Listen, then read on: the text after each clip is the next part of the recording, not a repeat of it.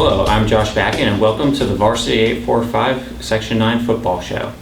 I swung by John S. Burke Catholic football practice today to speak about the philanthropy that the team has been doing regarding awareness for ovarian cancer. The efforts led by Corey Lee, a JV player whose aunt passed away of ovarian cancer when she was 18. Her name is Corin Feller. Now, what the team did was they tied teal ribbons on trees around Goshen, and they also handed out awareness materials to local businesses.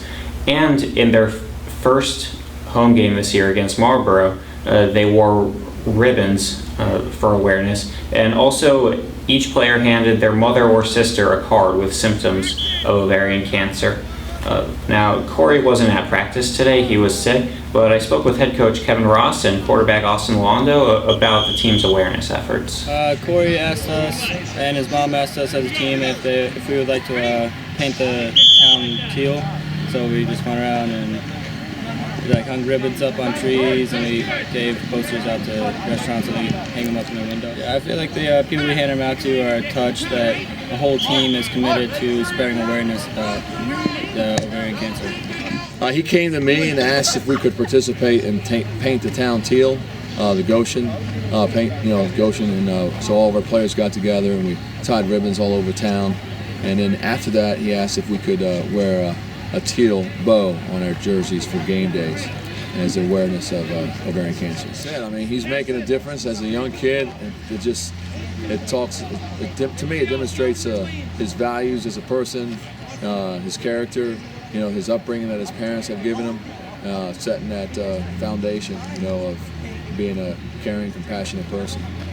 Oh, it's huge for a team. When you've got a team with a common cause that's outside of football, it brings us together in another way, and it makes them aware.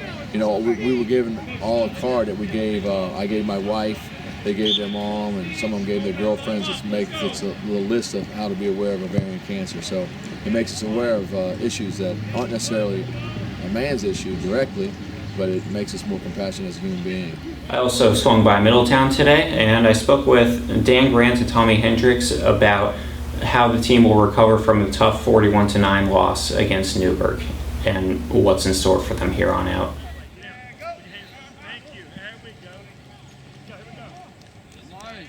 I mean, we took a big step last week after taking a big loss to a good team.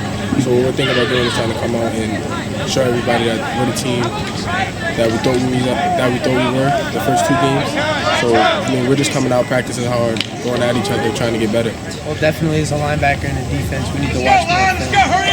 We need to, break down their plays. We need to be able to see, by motions and what they line up in, what formations. You got to be able to tell what plays are coming your way.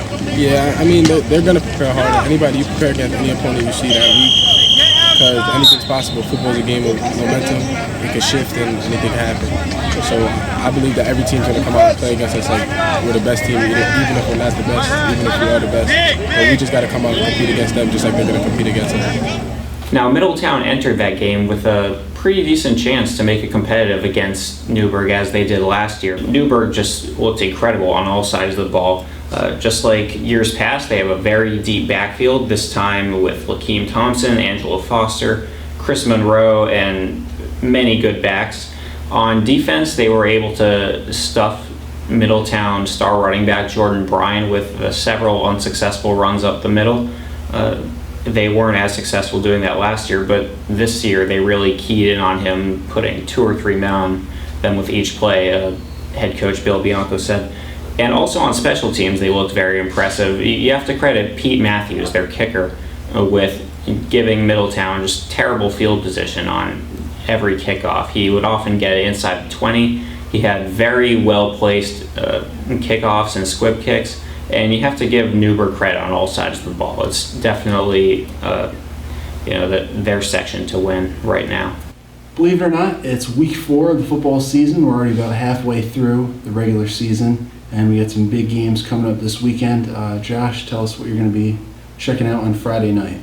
Well, on Friday, I'll be seeing Valley Central at Menacing Valley. Now, this game has heavy implications on Class AA Division II. Valley Central might have the best chance at toppling Menacing Valley this year. Kenny Gray is coming off a second straight successful game in the pocket, 14 for 22 with 2 touchdowns and no interceptions in his last game against Washingtonville. But Menacing has a very strong defense, only allowing 6 points a game. And they don't necessarily make a lot of big plays on offense, but they're very good at just inching the ball up and owning the time of possession. Hunter Slatine had another big game in the backfield, 92 yards. Good power back, but also packs a lot of speed. Another game on Friday night worth checking out is going to be Warwick at Monroe Woodbury. It's a non-division game, but will be interesting for both of these teams. Warwick is 2-1. They bounced back with a win over Roosevelt on Saturday afternoon. They'll get another big test on the road at Monroe on Friday night. And if you're looking for a Saturday game to attend, check out Port Jervis at Monticello. Monticello starts out 0-3, but they've had a very difficult schedule. It doesn't get much easier against Port Jervis. As I said in my Monday notebook, Port Jervis has a very tough, skilled defense. Jacob Thompson returned an interception for 30 yards and a score. And that's a very difficult task against a good quarterback in Wallkill's A.J. Dombrowski. So we can see what they can do here against Monticello and just how competitive Monticello will be. Another game worth checking out on Friday night. It's going to be Rondout Valley at Marlboro. Rondout Valley headed into the season thinking they were going to be big contenders in Class B. That still might be the case, but they're coming off a big game in which they gave up 76 points at Chester. So the Ganders are going to be looking to bounce back. They get a tough assignment at Marlboro on Friday night. That's it for this week. Thanks for watching. Check out all the high school sports coverage on Varsity845.com.